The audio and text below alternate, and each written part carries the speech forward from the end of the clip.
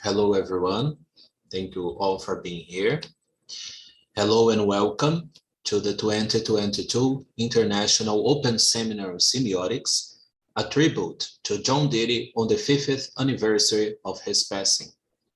This collaborative international open scientific initiative and celebration connects a network of those and of personalities and organizations coming from various environments and with different profiles, all working in unison towards the advancements and propagation of semiotic studies.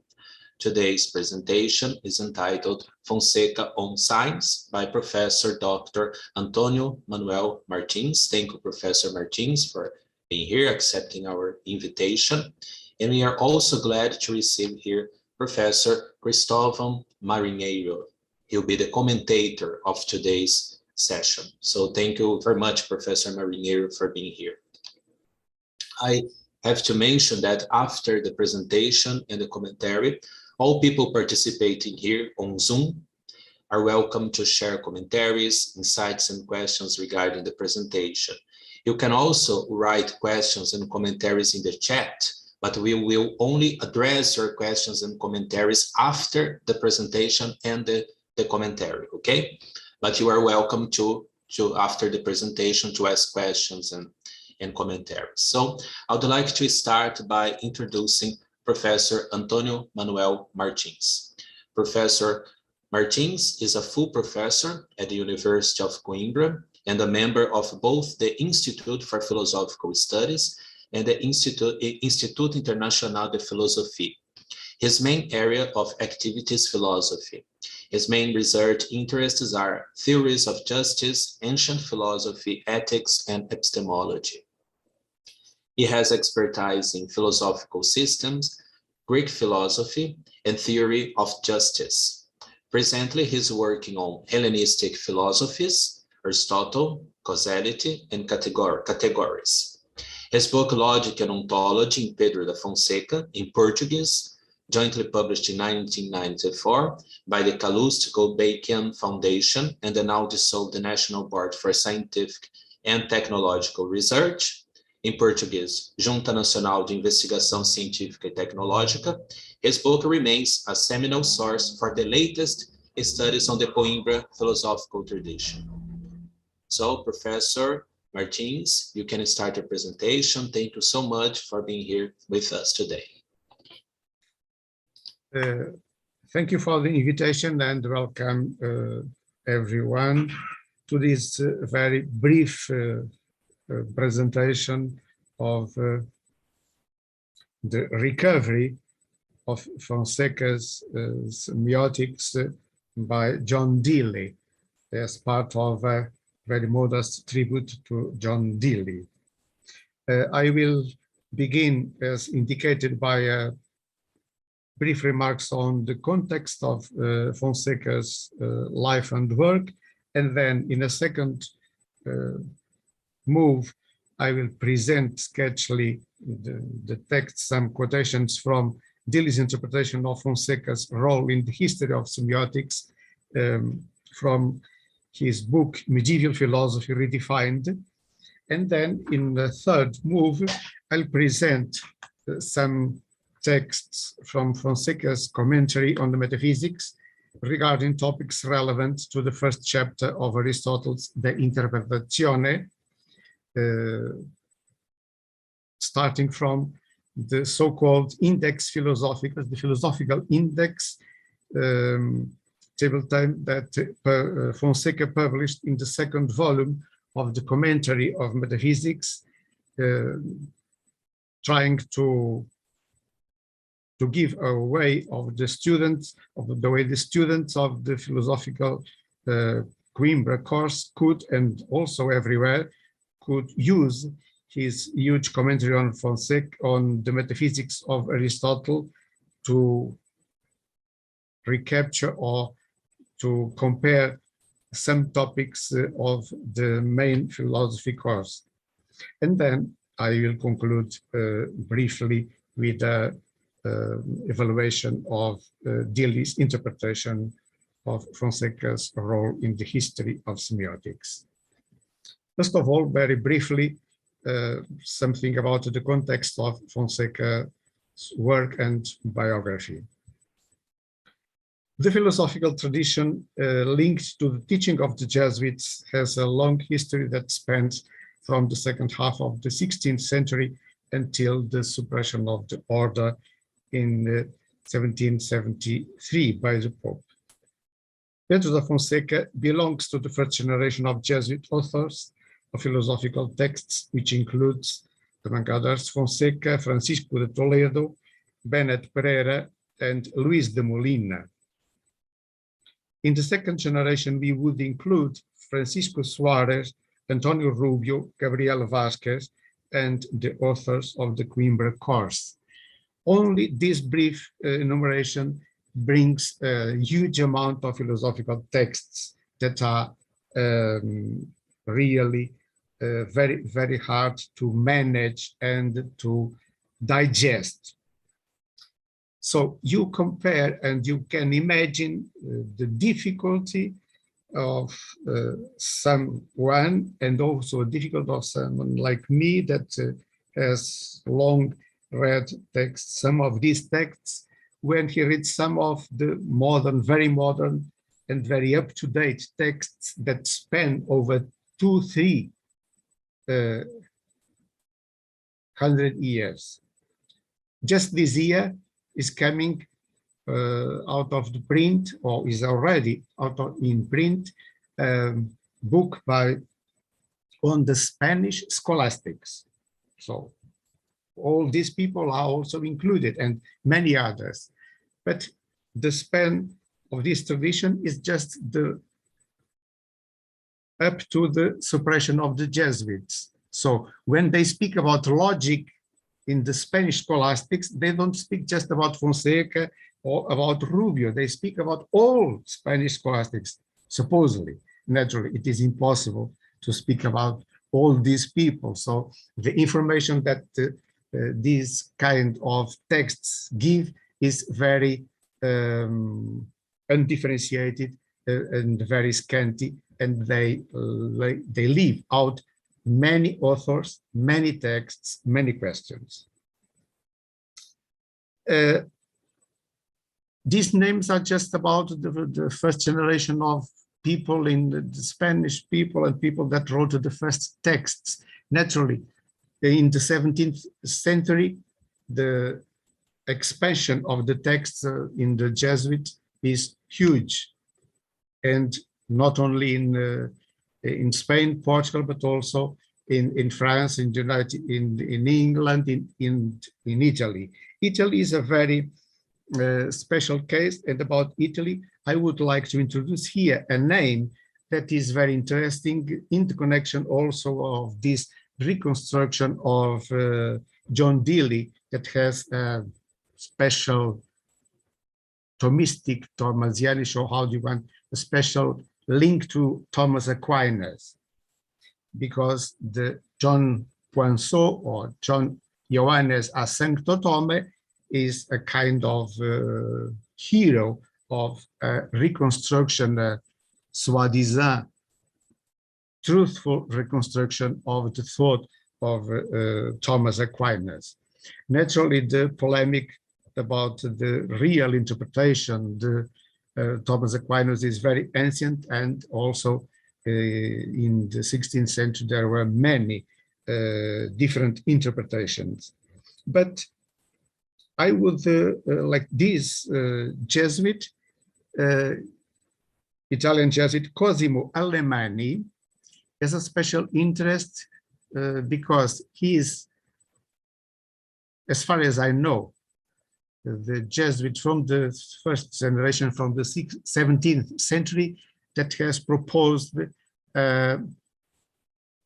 text that pretended to be the truthful interpretation, philosophical reconstruction of Thomas Aquinas' philosophical position. And he took it so seriously that he just extracted texts from Thomas Aquinas' works and put them together as a piece of work to construct a course of philosophy.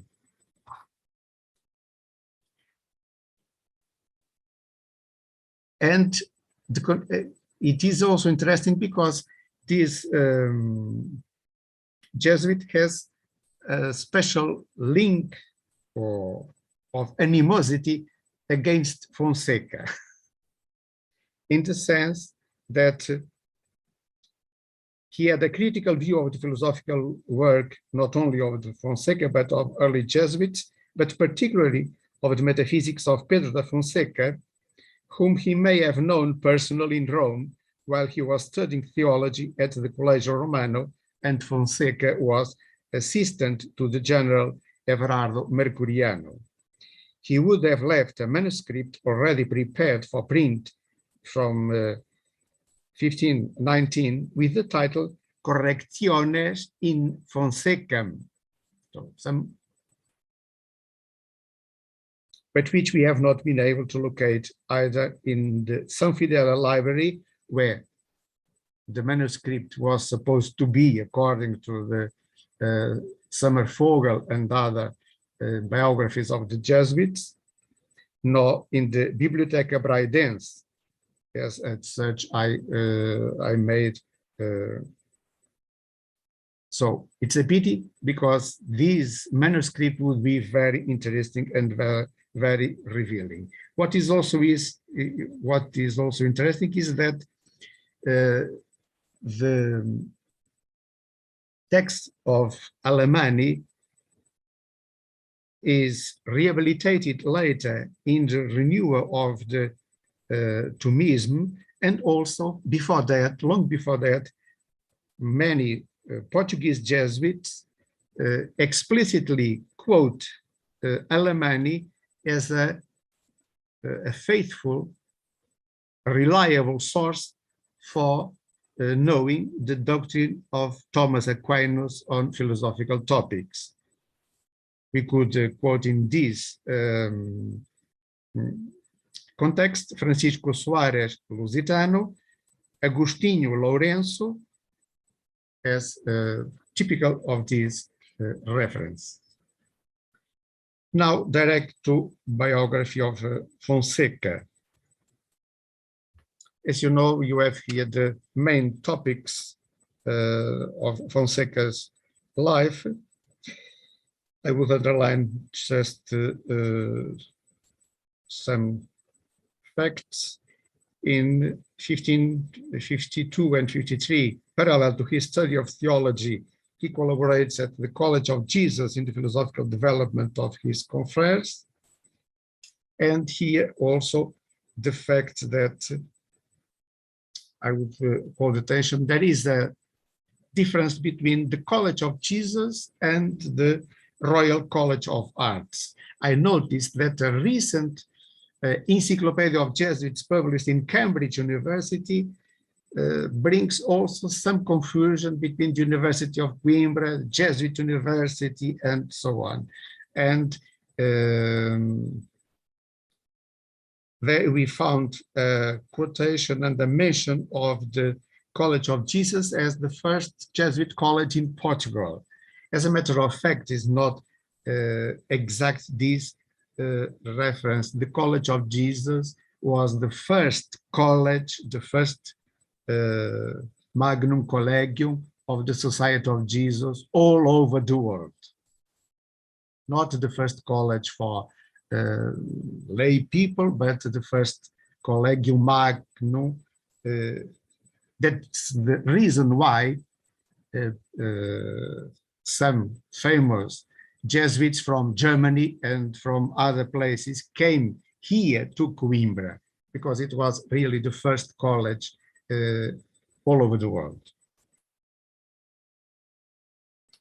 The College of Arts was a college of the university, a state college, a royal college that remained always a royal college, and a college whose teaching the Jesuits took over exactly in 55.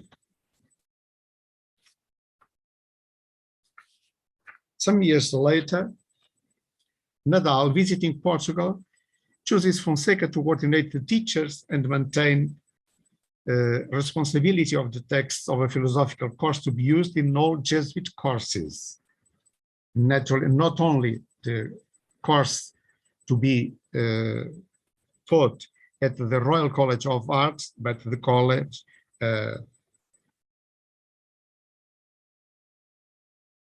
a larger project that was the beginning of the project of the Coimbra course. Naturally, later, the Coimbra course took another direction, and other courses came also in competition with the Coimbra course, as you know. In 1564, the same year, he published the Dialectal Institutions. Fonseca is sent to the University of Évora as regent to the chair of speculative philosophy, a position he holds until the end of the first quarter of 1567, when he is appointed Dean of the College of Arts at the University of Coimbra. This date is important, and to underline the publication of the Dialectal Institutions, and also as Deely underlines also, this book of Fonseca has many editions throughout Europe. And it is important to underline not only the number of editions of these logical texts from Fonseca, from where we find the main references of the doctrine of science, but also the influence of this text all over Europe and even in all parts of the world where the Jesuits had colleges, because we find naturally this text spread until Finland, the territory that is now Poland, Ukraine, Russia, and so on. Naturally, a lot of texts are lost, and it is difficult to make a description and a reconstruction of all this influence. But even from the simple information about the copies extant in libraries and some research already made, we can, without any doubt, say that the dialectal institutions of Fonseca were really spread and known throughout all Europe, not only in the Catholic countries, but also in the countries where the Reformation took place in various kinds, in various currents. In September 1570, Fonseca starts composing the first volume of the commentary on the books of metaphysics of Aristotle. In 72, Fonseca is sent to Rome as a delegate to the General Congregation, and what is planned to be a short stay in Rome, as he is sent to Rome as a substitute of another Jesuit, is transformed in a long stay of almost 10 years. The new Superior General of Jesuits, Everardo Mercuriano, appoints Fonseca General Assistant to the Portuguese Assistancy.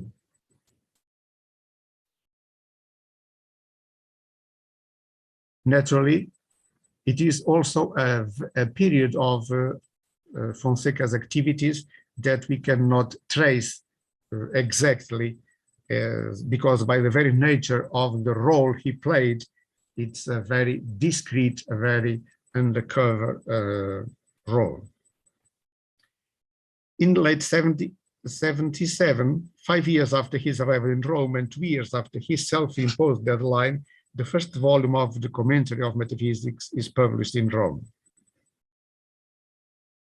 In 81, he is appointed new Superior General of the Society of Jesus, a member of the commission of the 12 members that must submit a new version of the Ratio Studiorum or plan of studies.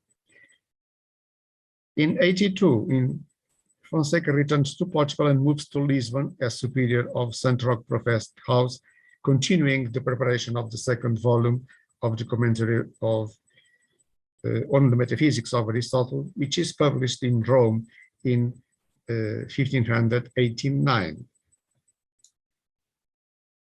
If you remember the date of the manuscript of this Italian Jesuit who criticized Fonseca, if the dates, if the topics are clear, it is clear that it would be very interesting that he is not, although he wrote many years later his manual, he is not criticizing there the whole text that we know now, but just the two first volumes published in Fonseca's life, the first and the second volume of the Commentary of Metaphysics.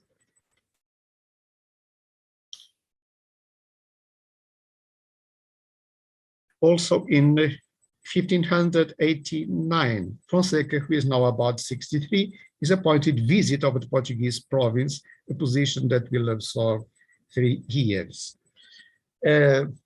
This date is also very crucial because it allows us to have a hint of Fonseca's influence in a more direct or indirect way that we now are not always able to reconstruct, but a very real influence on the publication of the Coimbra course, of the so-called Coimbricenses.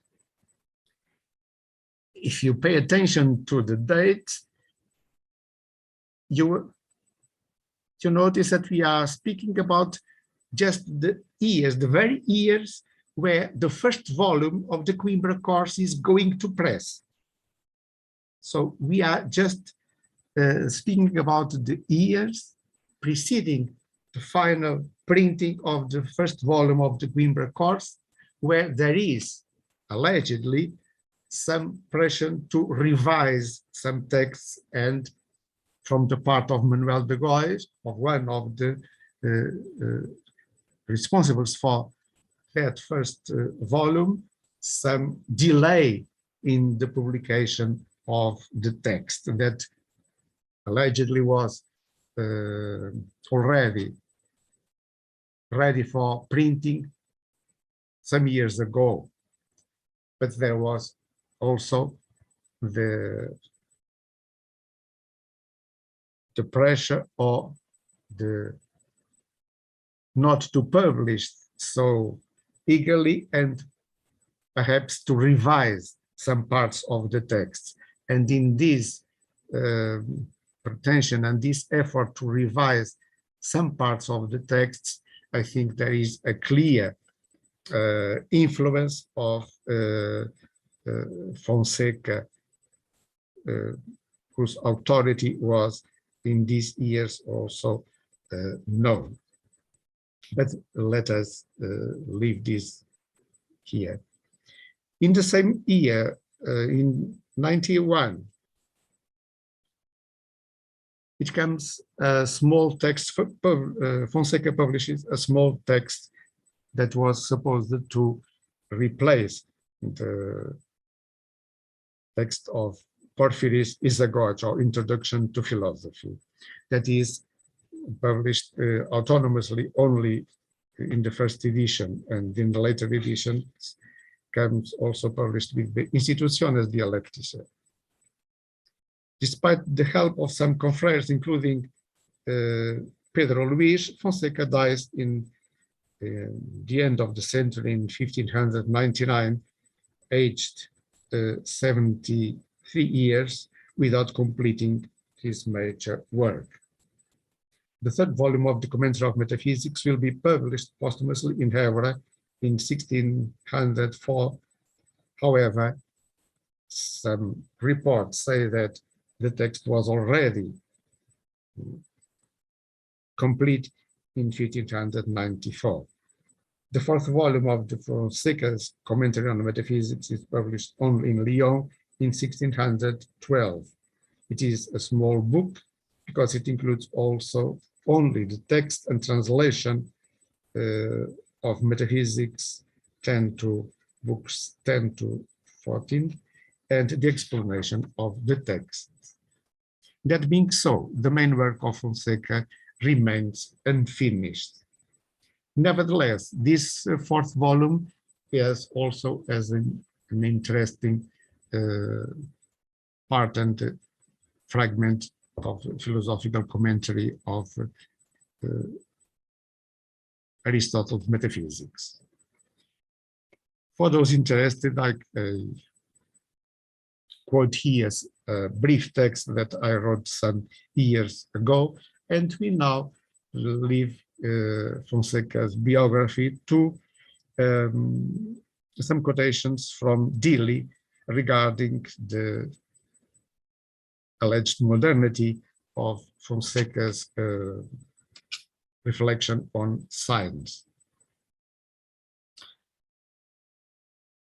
Let us hear what Deely says about Fonseca anticipating modernity.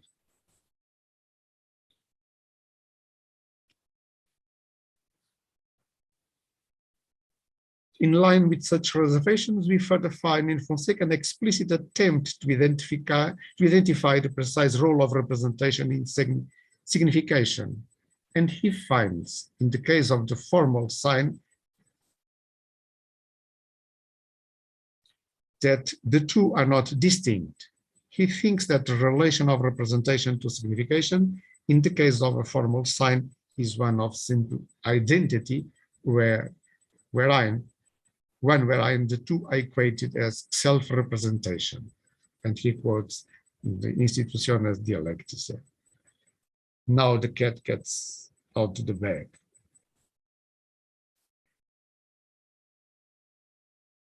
Deely says something very wonderful. What the text does is imply what Suarez will later explicitly say, that what formal signs do is merely represent themselves, while instrumental signs add to this representation through their dependency on formal signs an actual signification of something other than themselves. What will become the modern doctrine common to Descartes and Locke, that ideas are the direct objects of our awareness and all else indirect, is being linked here with Fonseca's treatment of sign. Naturally, this is very bold and it includes too many questions. It's part of the central interpretation of Deely. Clear in Fonseca's text is the notion that the formal sign, improperly called sign, is a subjective structure, an idea of the mind insofar as it is a psychological or subjective state characterizing an individual. The instrumental sign too is a subjective structure, but one that is extramental and hence one that through which the dependence on the formal sign carries the mind to something other than itself through a subjective relation. Naturally, this distinction between a subjective structure and a structure that is subjective but otherwise includes an extramental component is quite complex and difficult to reduce to clear text. But Deely is very confident about these distinctions and continues. If therefore we wish to speak exactly and according to the truth of the matter, we would speak not of formal and instrumental signs, but of formal representations and instrumental significations. And only the class of sense-perceptible objects will properly and strictly be called signs.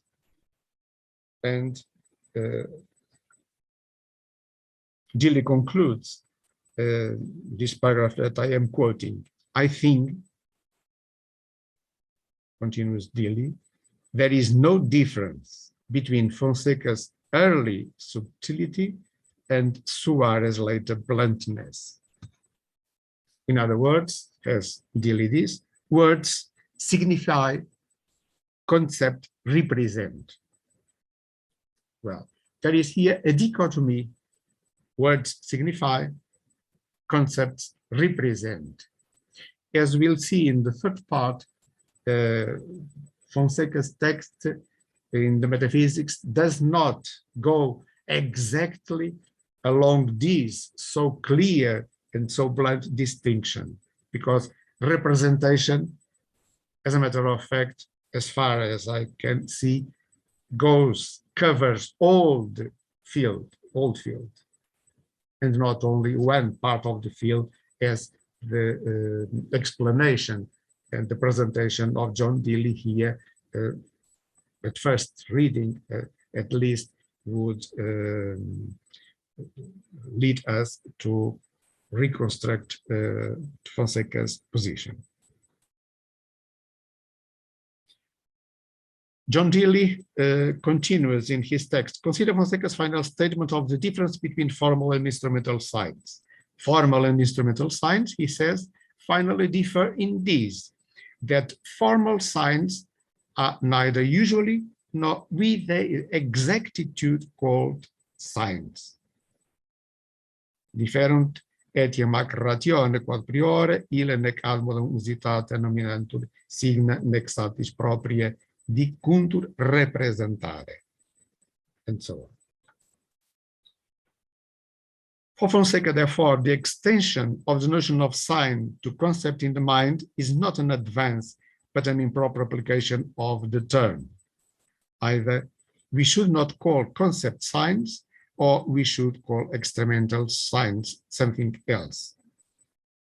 And naturally, Deely goes on to make a statement about this distinction and this quotation of Fonseca in the history of all the definition and distinction that came from the tradition from Augustine. And the question naturally that he poses is a real question. What is problematic is not, as far as Deely's reconstruction goes, Augustine's definition of sign, but the whole idea of a classification of signs that has a common root. So there is a common root that can make possible this classification.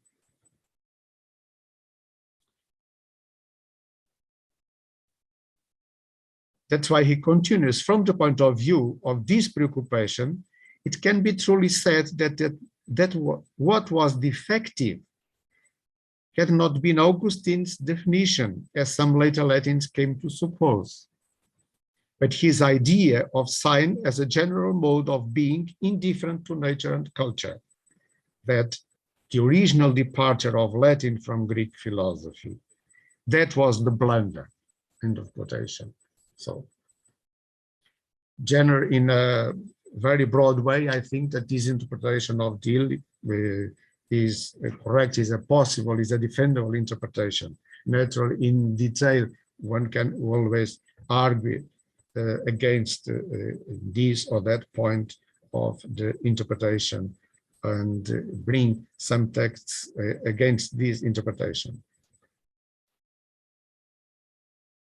But finally, the final quotation from Deely, resuming this evaluation, I quote, Fonseca thus did not see the terminology of formal and instrumental signs as a consolidation of the critics of Aquinas, Bacon, and Scotus, of this great medieval tradition, but as a muddying of the waters, an obfuscation of the fact that those critiques themselves were misguided, and misguided by accepting Augustine's groundless general proposal rather than his solid definition. When we speak of formal and instrumental signs, therefore, we are not speaking of two species under a common genus, for there is no common genus of the two. End of quotation.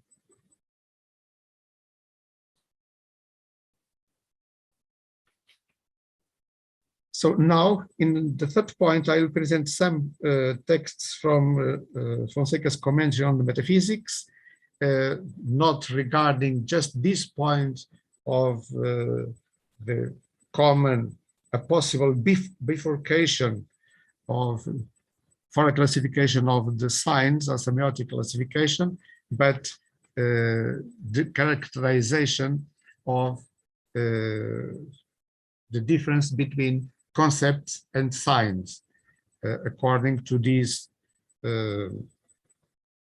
very blunt characterization. Words signify, concepts represent.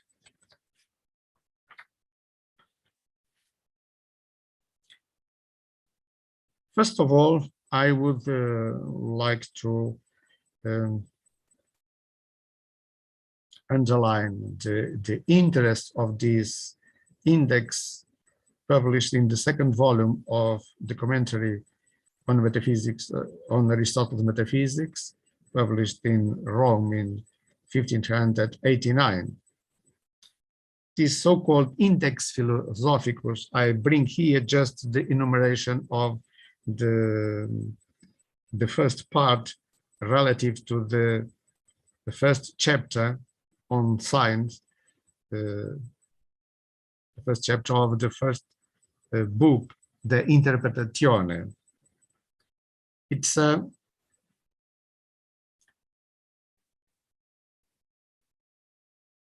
index prepared, as I said in the beginning, in order to give the opportunity of the normal student of philosophy to deepen some questions, to take these two great volumes of Fonseca's commentary on metaphysics and pick up topics and of the normal course and just bring the quotation, the exact quotation relevant to the topic. As you can verify, the index is just constructed that he indicates the exact paragraph and not only the normal question. He could also say, well, if you want to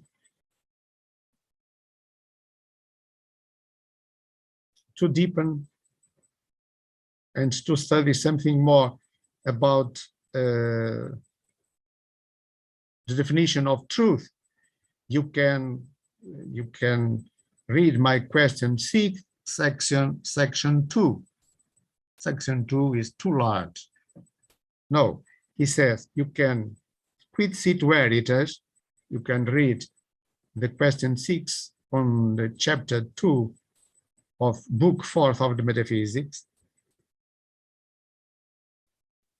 In section 2, you can read the paragraph that begins exactly with praeterea veritas. Not any paragraph, just this paragraph, praeterea veritas.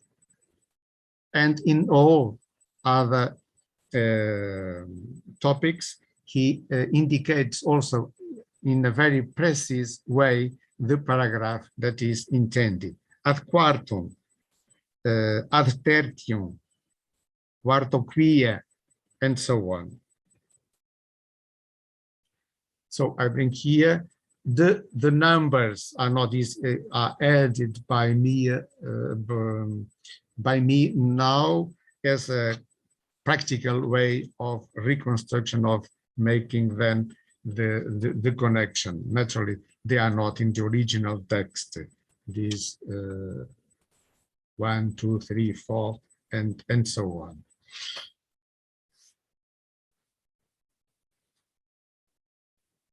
And we begin by the first quotation, where we found the concept of pure representation of the thing signified by the name. This quotation appears in a large discussion of the meaning of the nouns that we can use to speak about God, and where he refers, among many other opinions, Scotus' opinion about the difference between the meaning of the concept and the meaning of the nouns. And he says, fourthly, quia significatio nomis non differt a significatione conceptus. Because the signification of the noun does not differ from the signification of the concept, nisiut significatio ex impositione a significatione naturali. Alioque nidem tendunt nomen et conceptus. Name and concept, they tend to the same. And here also the so-called problematic of intentionality. Intentionality is naturally as a great topic, and is a topic present all over these texts, and from the ancient times and the Middle Ages and until the contemporary philosophy. But it's too large to give us a fine picture of the reality. And the text continues, nisi quod conceptus it facit immediate.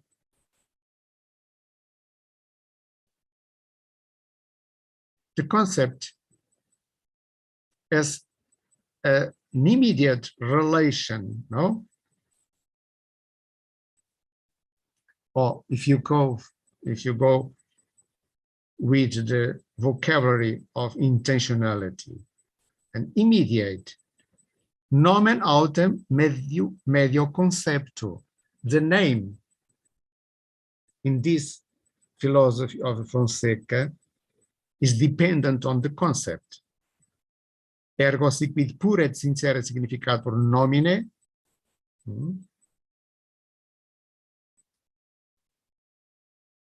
if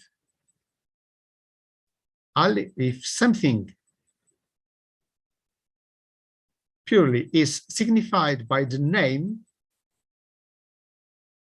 the same thing is purely represented by the concept. And far better, because in an immediate way, because the concept signifies ex natura sua, by his very nature, and immediately the very thing that is supposed to represent, and that the name is supposed also to signify. So this dichotomy between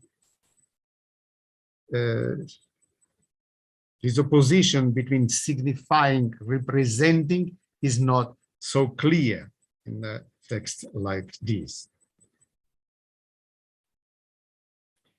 Then the second text comes around the definition of truth as correspondence. We all know the unknown origin of this definition, adequatio rei et intellectus.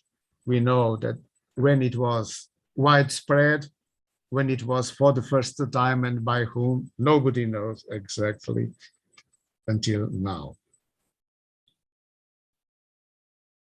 Praeterio veritas, ut omnes philosophi et scholastici theologos est adequatios seu potius conformitas rei et intellectus. So, truth is correspondence or better conformity of the intellect to reality.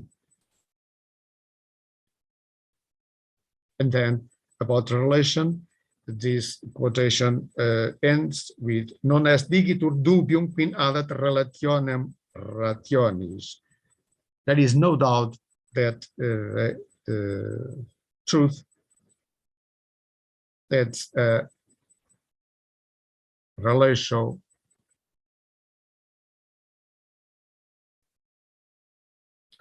relation. Here is the context of the, not of the transcendental, but of the nomina transcendentia. The Fonseca is speaking about the unum as a true passio entis, ens unum bonum verum. That's the context.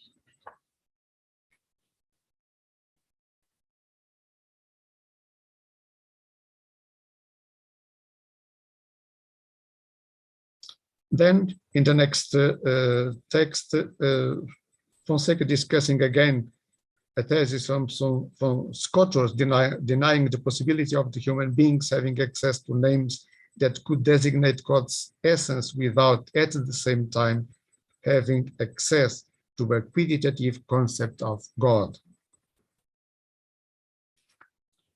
He relates sunt qui respondent esse quid nomina imposita ad significandum ipsum divinum essentiam pure. And the question is, from the semiotic point of view, the question that comes is that if there is a possibility of we have access to names, to words that designate, in this case, God, but if we can generalize every other object in a pure way as the concept. And Fonseca denies this possibility. If we, that's my interpretation, because he denies here the context of this quotation is in a discussion of the different names of God. He quotes, he begins even quoting the Hebraic names of the scripture and so on, and the various names used by in the philosophical tradition, but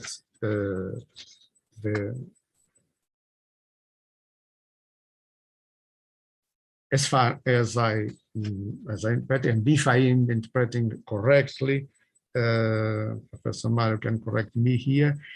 He interprets Fonseca is reading Scotus in the sense that he says that we have access to nomina divina, to the names to designate God, that could designate the divine essence in an exactly and pure way, but we are not able, as simple mortals, to have a concept of God that could represent, that should be the equivalent, the correspondent to these nomina divina, to these divine names. But we are obliged to translate immediately these in a complex concept as infinite being, independent substance, and so on. This thesis, whether exactly from here, it's presented as a thesis from Scotus, but this thesis is rejected by Fonseca. Verum ex sententia non est probanda. Because if we have, that's the justification of Fonseca, if we have the name is always articulated with the concept. And if we cannot have a proper concept of God or every other object, then we could not have also a proper name for this, because the name depends always on the concept to have a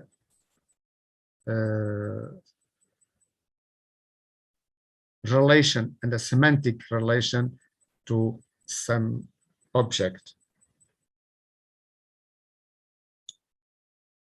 Now, very briefly about the other quotations on point 4, the question of truth is broader than the question of propositional truth. This is very, very common and known.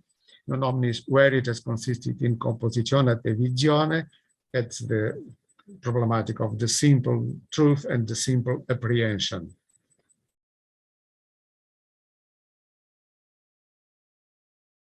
Another quotation about the simple apprehension and simple truth. And here, naturally, as I said, Fonseca is speaking on that part of the commentary of metaphysics about the nomina transcendentia, so unum, bonum, verum. Here is the speaking about the simple truth, veritas simplex, si est propria passio entis propriissime pertinent ad scientia. This science is the science of metaphysics, the first philosophy. And on quotation 5, one cannot speak of falsity in the case of simple truth, naturally, because the opposition truth, false is something, is an opposition that is applicable or only to the propositional truth, where there is a compositio, where there is also a sentence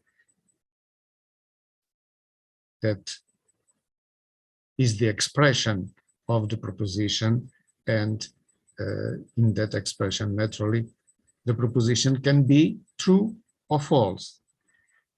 When we speak of simple truth, there is, according to that definition of adequatio rei, the conformity of the intellect to the things, there is also a captation, a truth.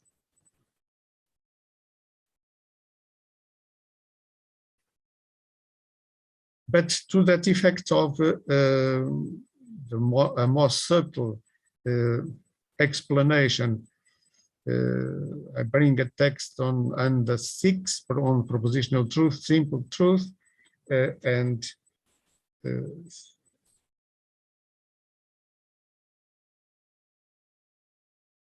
there Fonseca says, ut enunciatio significat compositionem raro,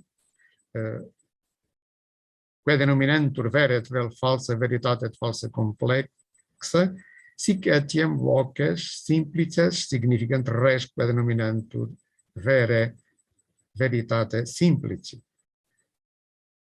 If the enunciation, the proposition signifies the composition of things that we can denominate true or false from the point of view of a complex truth and falsity, so also the names, they signify things that we could designate true from the point of view of simple truth. But for the sake of the text continues, if we regard them formaliter, ut pro veritate ut exercite, if we take another point, then we could not accept these. Because the text continues, et in conceptibus simplicibus, although in the simple concepts we cannot discern the complex truth, that is to say, the propositional truth, tamen we can capture the simple truth. I said, ut cumque verum esse enunciationem significare formaliter verum vel falsum. So the proposition signifies formaliter, truth or falsity. That is to say, things are true or false. Qui si aviato ratio eius, quod informato in certa pensata vocale. And then the text continues, and I will not translate here, but continues with a very interesting explanation and way of transcribing, as you can say. That is also, even from the pictorial, a distinction of the prepositions when they are used and when they are mentioned.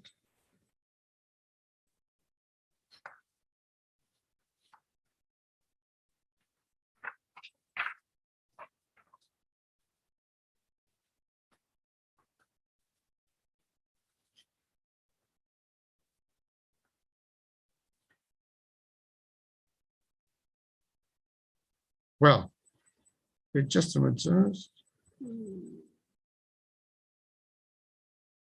Seven names were created to signify things and objects.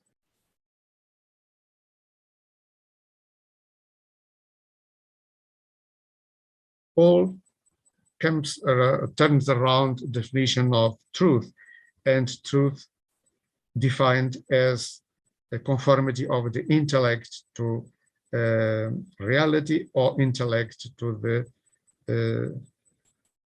cognitive potency, where it is definiretur conformitas inter rem et potentiam cognoscendi.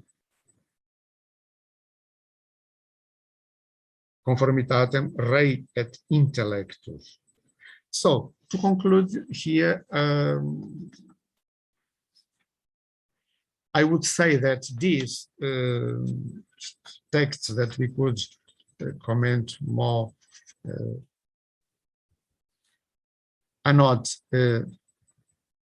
infirming the interpretation of John Deely. On the contrary, I think that globally they confirm the interpretation of John Deely, but they cast some doubt about this strong dichotomy that is presented in a very blunt way by John Deely when he says words signify, concepts represent.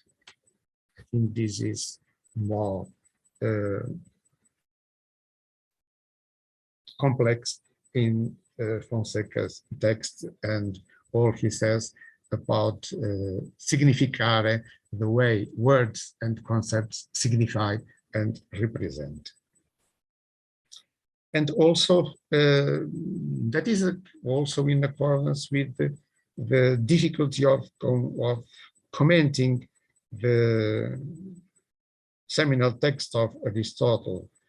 All this text of De Interpretatione was commented and translated during the centuries and is now also commented from various points of view. I bring here a quotation from a doctoral dissertation from Princeton, I suppose. It was published recently in the Gruyter, The Psychology of Signification, a commentary exactly of these lines that were repeatedly commented from the Interpretazione, from the Perihermeneias. And the author of this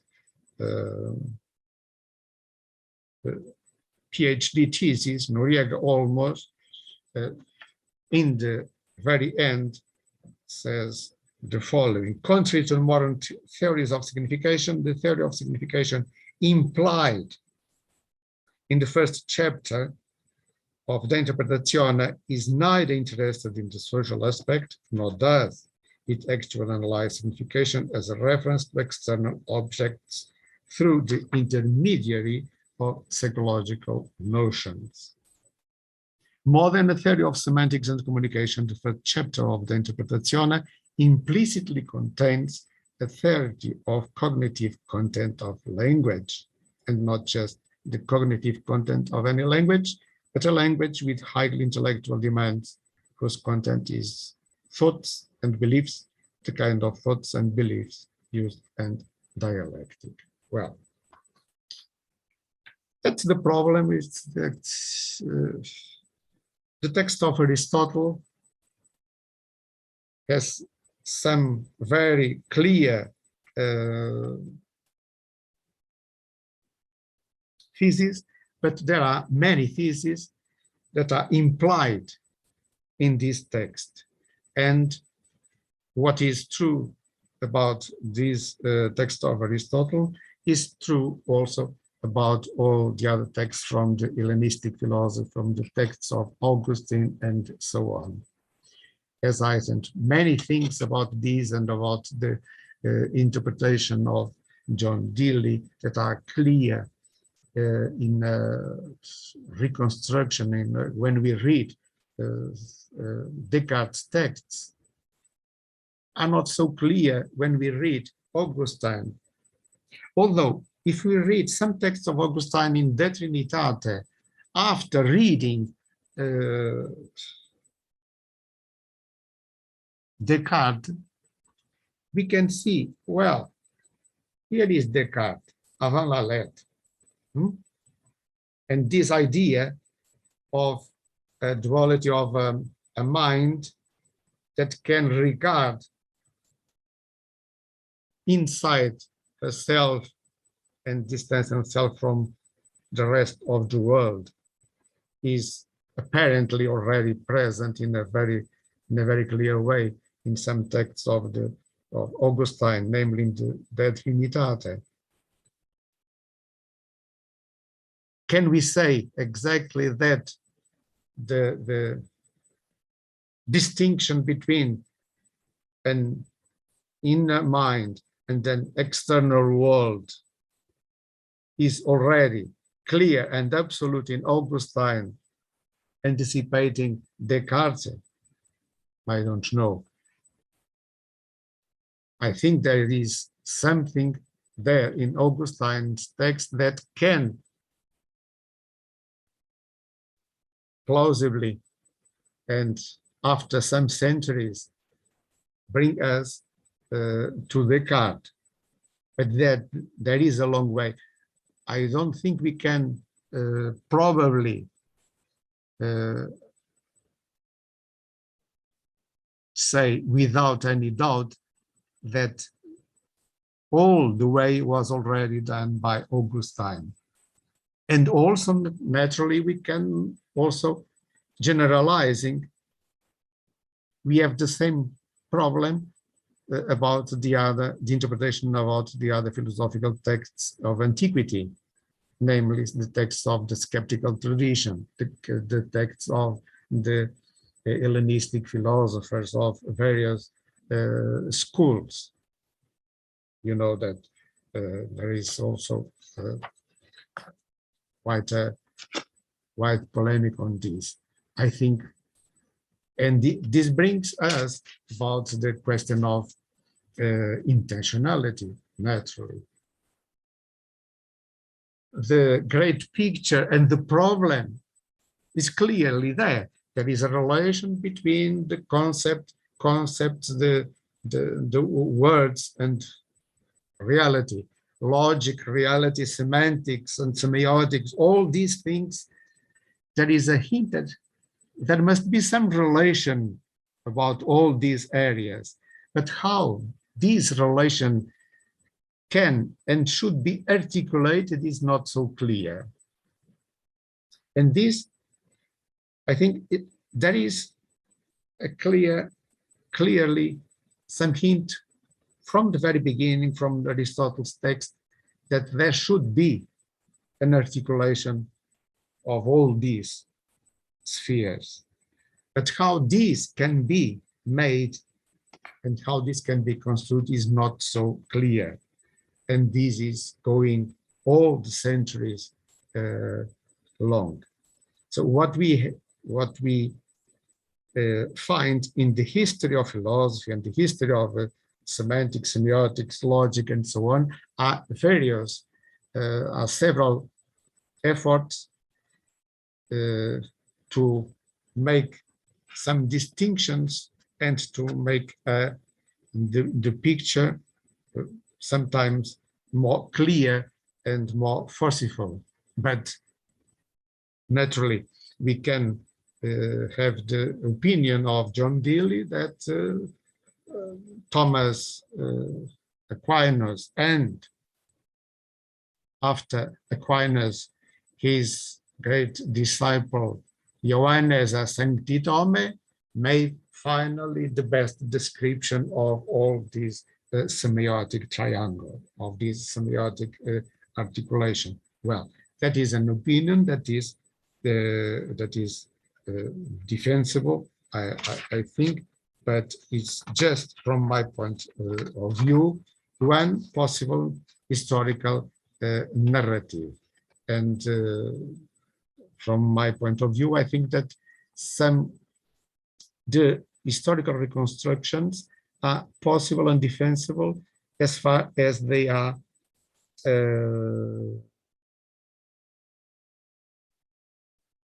coherent with the texts they manipulate and they use, and as far as they clarify the presupposition, the point of departure they use. But another thing is to say that the history of philosophy of semiotics must follow this line of reconstruction. That's another thing. I have the right to defend some concrete theoretical position and argue against other philosophical positions. But that's my position. That's the position I take to be the very best and the more fruitful. And naturally, for presenting these as such, I must argue for that. I can't just bring in the thesis or the affirmation that my position, my theory is the best one in the market, and so on. And about the interpretation of the position of Fonseca, I think that globally speaking, the interpretation of John Deely is very interesting and remains also an interesting point of departure to articulate the work of Fonseca on logic with other texts in the 16th century and the beginning of the 17th century. Naturally, the articulation in a more broad way with the modern philosophy and the conceptualism is also possible, but there I would be a little bit more careful and opt for a more differentiated interpretation and an interpretation of the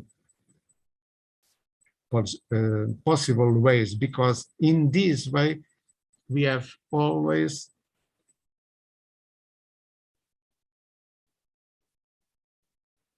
the presence of some very general thesis and we never know the exact origin of that doctrine or thesis. So we can bring some positions that are very similar together, but we cannot easily say that the position of the author A exactly is at the origin of position B or C of some author like Locke, say, or Descartes or Hobbes or any other modern author of modern philosophy. Nevertheless, I think the interpretation of John Deely is much more careful than many current or past texts that pretend to be part of the history of philosophy and just don't care too much about the details of the original texts. So thank you very much.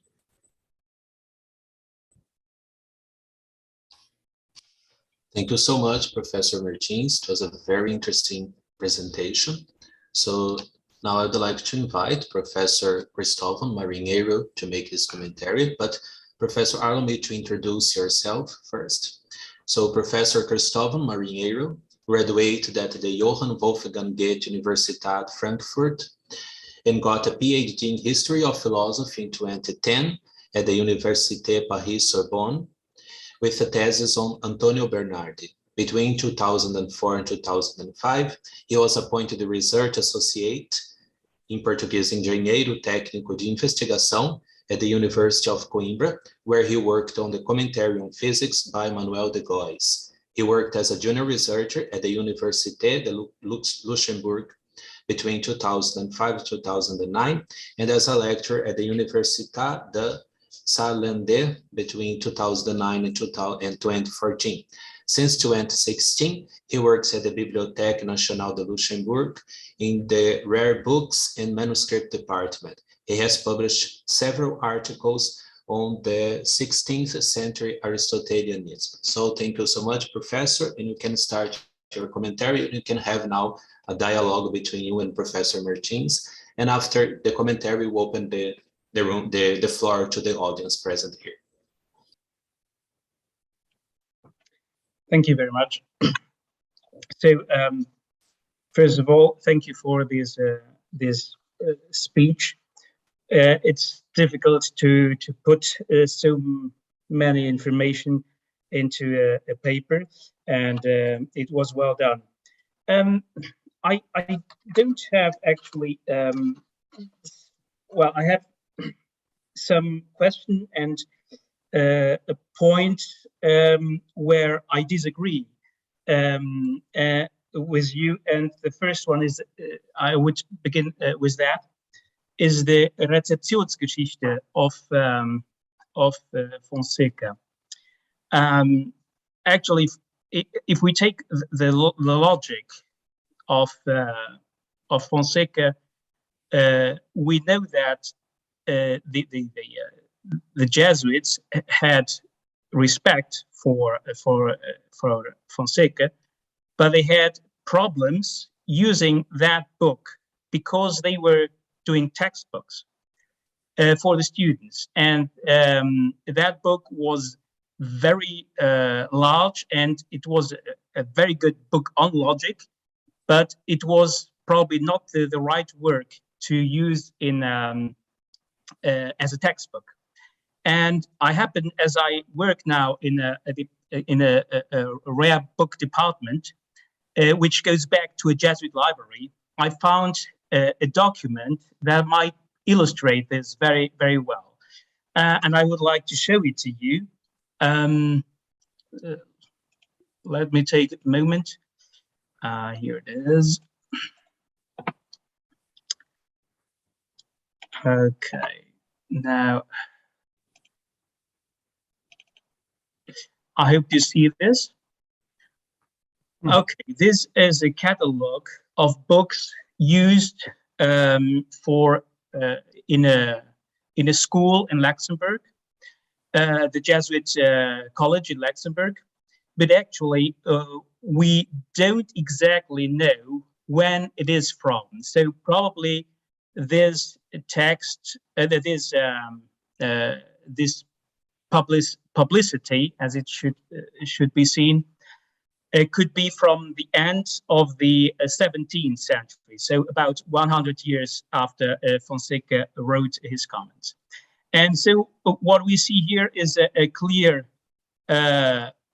way the Jesuits would put that. So you begin here with the when the young people come to the college, and as you see, you have Rudimenta Lingue Greche, Emmanuel Alvarez, Grammatica Rudimenta, and so the older he gets, the student will begin in this class in Infima, then he will go to the grammar class, then to the syntax class, and so on. And in the last year, you see, you have here Alvarez Prosodia, but you don't have Fonseca. You have Philippe Dutrieux, Dialectica.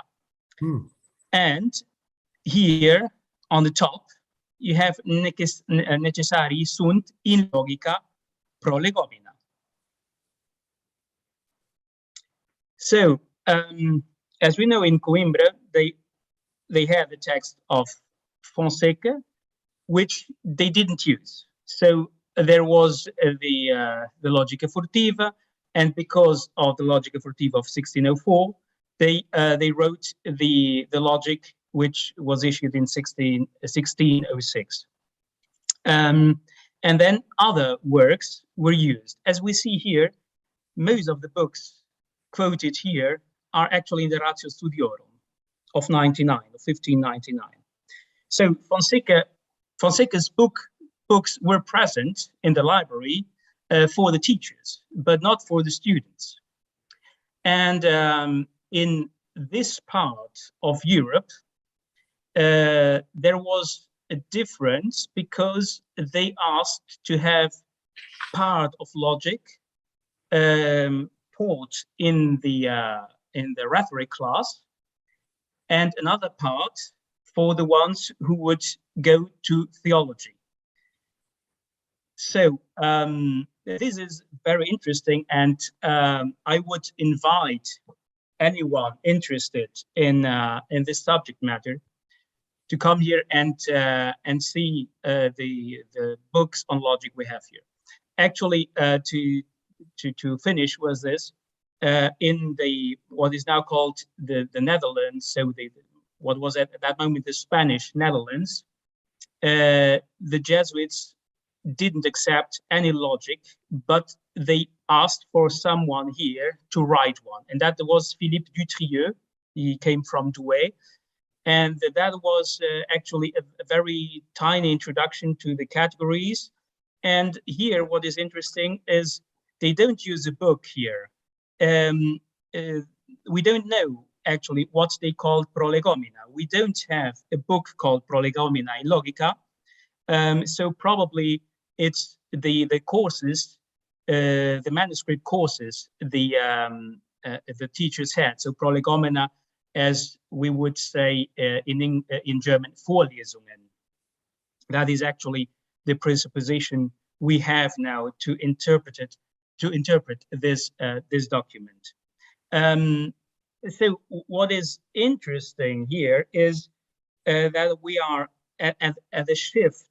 First of all, they have to write textbooks.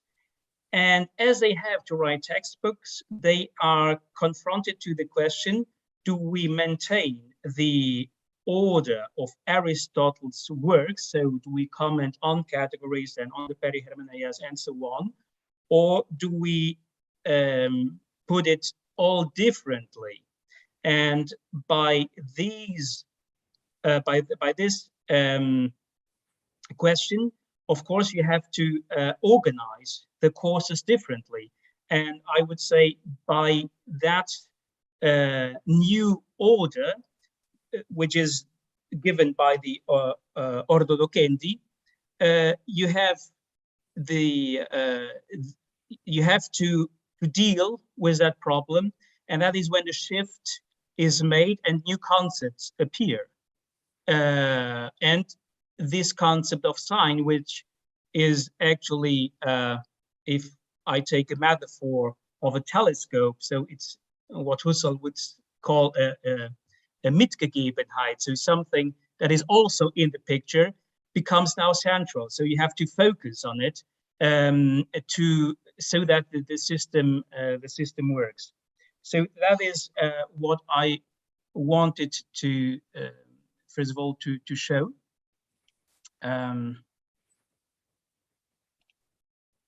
May I say something about this?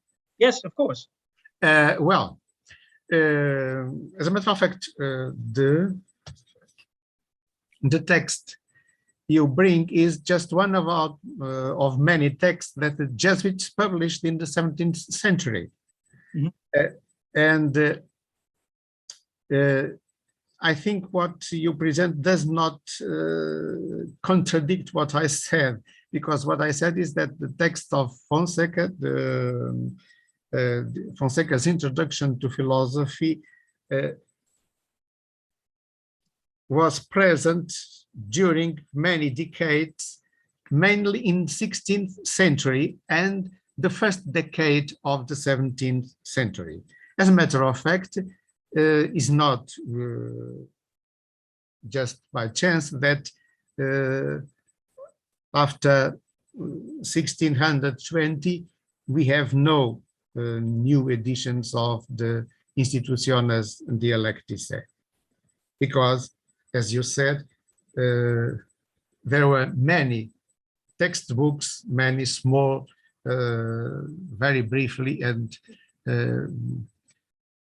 elementary introductions to logic made by not only by these French Jesuit or Belgian Jesuit, but also by other Jesuits in different countries of Europe. But all these texts are from the 17th century. In the 16th century, the only real competitor of Fonseca's text is the text of another Jesuit, another Introduction Dialectica from the Spanish author Toledo. The other texts are all texts that come later, and naturally in the 17th century there is a tendency to bring the philosophical courses to a more concise way. Not all are so brief, but this is a tendency. So I don't think that relative to the 16th century, to the last decades of the 16th century, your observation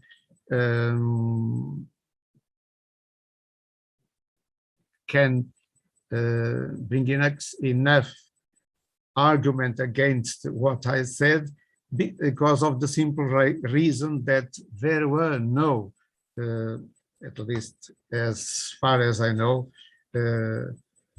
texts from Jesuits published in these years. And we are speaking not only about 10, 20 years, but from 65 to the first decade of the 17th century.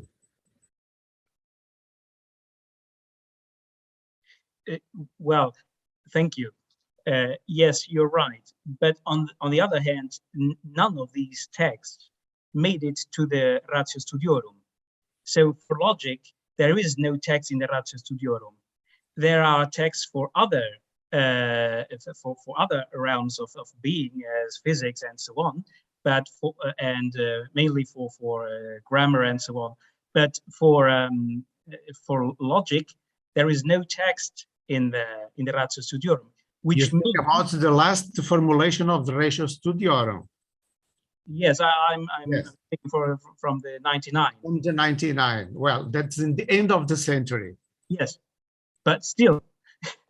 Because, as you know, there are a lot of documents with instructions to the prefect of studies and to the director of studies in the colleges of the Jesuits that speak clearly from the text from Fonseca's Institutiones Dialecticae and from Toledo Introduction to Dialectic as texts to be followed to teach logic. Yes, by the teachers. Yes, of course, but yes, of course, they have to know that. You're right. Yes. So that was the first point. The second point is a philological point. When you spoke about the concept of veritas, at a certain moment, there is res and intellectus, but at a certain moment, intellectus is substituted by potentia cognoscendi. Mm-hmm. And as we know that these terminological shifts may be significant, I would like to ask if potentia cognoscendi is for you exactly the same as intellectus, or is it something else? No, that's I would well,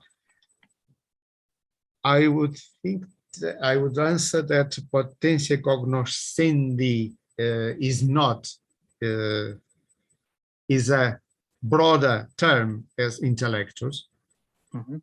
But in this specific context, in this quotation, I think they are the potentia cognoscendi that is named here is mainly intellectus, or if you may allow me, I would say that is intellectus, but in conjunction with other intellectual, with other cognitive capacities associated in the whole process. As we know, and in other texts that I didn't quote, Fonseca explicitly brings in detail what is from the tradition, is not an innovation from Fonseca, species impressa, species expressa, verbum mentis, and so on. There is also a complex of terminology and doctrines that elaborates from Aristotle's De Anima and the whole tradition of commentary on De Anima, enriched by many contributes from the late antiquity to the whole medieval philosophy that are present in texts like these of Fonseca and the texts of 16th century philosophers. Also, the same could be said about Suarez and about many other texts not so quoted in these areas.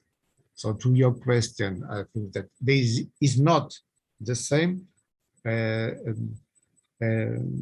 but here, simplifying, they are treated as equivalent, but without I think Fonseca would underline, I have no particular communication with him, but would underline that this potentia, this cognoscitiva, is a complex one. It's not the intellectus purus. Okay. Okay. I don't know if I answered your question. Yes, you did. the last point I want to stress is a more speculative one. So when we read the part on philosophy of being in Deely's history or story of philosophy, there is actually one name I miss, and it's the one of Christian Wolff.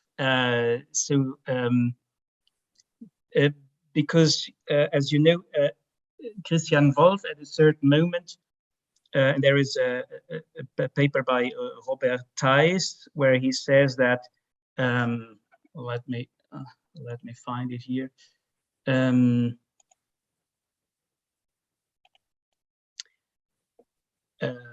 Philosophy as a science of possible things, shifting metaphysics to a theory of knowledge. So actually that, it's not about, or let's say it's where ins rationis and ins reale match together.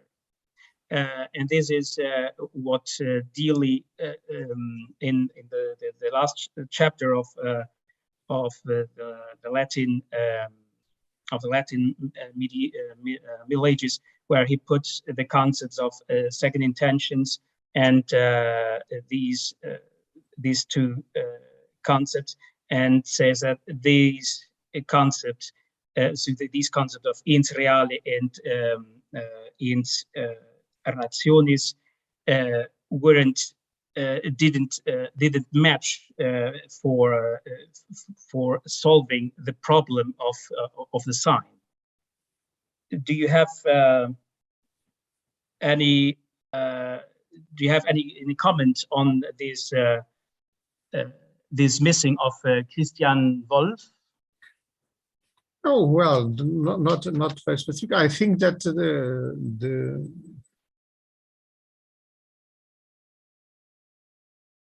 you missed Christian Wolff, but I could miss also other Leibniz or yes, other other authors. No, because things are very, very, very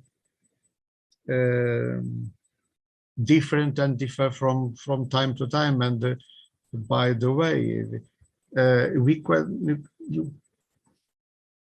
you can naturally also begin, and are people that interpret texts from Fonseca and from Suarez also in this direction of Wolff and of all the transcendental shift in the German way of philosophizing in modernity, saying that this tendency towards a fusion of horizons between the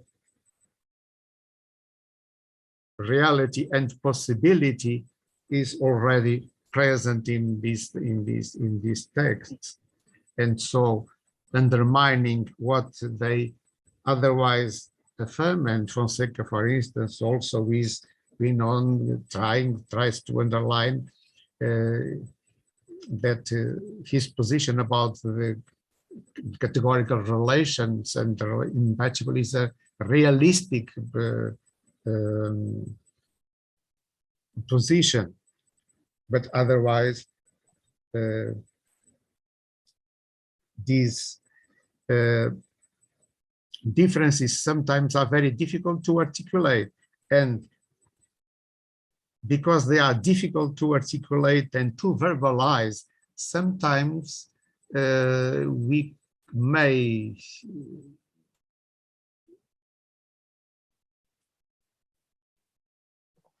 risk to interpret some texts as blurring a difference, and it's not always the case. Sometimes they are blurring the difference, and sometimes are we that are not reading very carefully.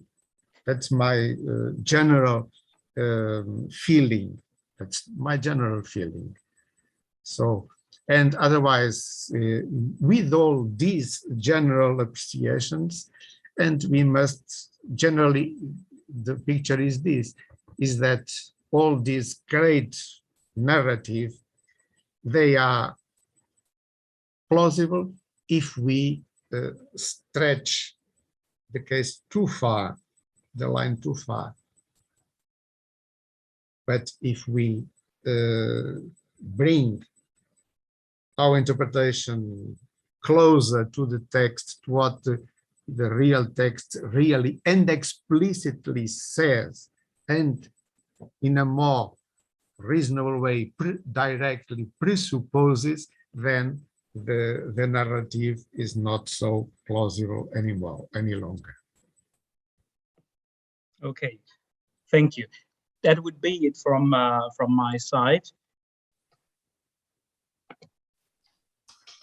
Okay, thank you, Professor Marinheiro. Thank you, Professor Martin. So we are going to close the broadcast now on YouTube.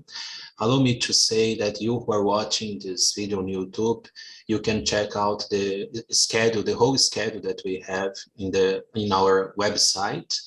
And I hope to see you next week in the next presentation. So we are going to close the broadcast on YouTube now, and the floor is open to the audience present here.